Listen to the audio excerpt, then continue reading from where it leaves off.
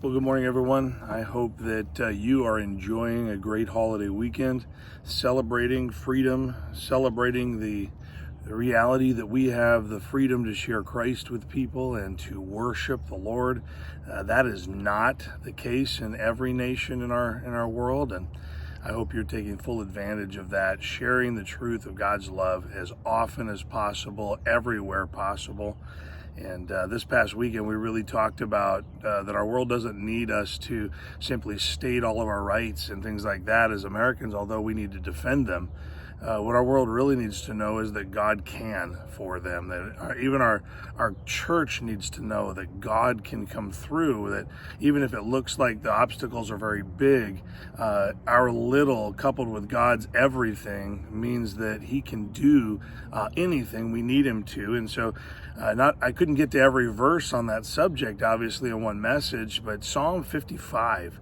I just want to read a couple of highlights towards the end of the psalm for us because it shows that God really does come through for those who walk in obedience to him and those who love him and are about him. And so listen to what David has to say about what he's experienced in trusting the Lord. And so it's Psalm 55, verse number 16. It says, "As for me, I will call upon God, and the Lord shall save me. Evening and morning and at noon will I pray and cry aloud, and he shall hear my voice. He hath delivered my soul in peace from the battle that was against me, for there were many with me." Listen to this, verse number 22 says, "Cast thy burden upon the Lord, and he shall sustain thee. He shall never suffer the righteous to be moved." And so we see these passages about great victory, yet a lot of times we find ourselves fretting over, how is the Lord going to do anything with this? And how in the world will he be able to overcome this? And I just want you to remember this, that our little can be more than enough when we walk with God. Our worry never expands our abilities.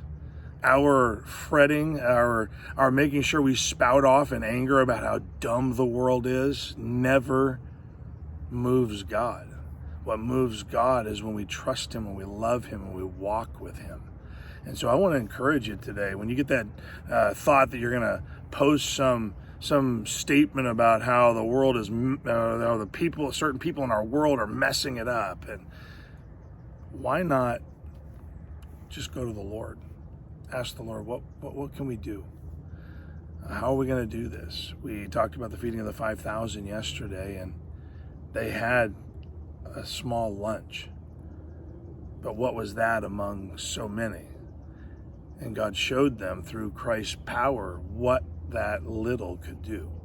And so I want to encourage you today, whatever your little is and whatever your giant obstacle is, give that little to the Lord, and he will make it much.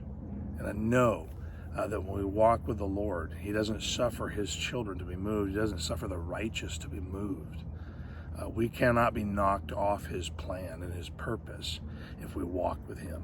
And so I want to encourage you with that this morning. And I hope that as you continue to celebrate 4th of July and our American independence, that you remember that I know that there's obstacles out there.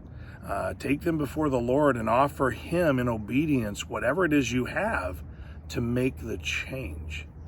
And I'm sure that what he asks you to do will give you a great day and a better outlook on what's happening. I hope that helps.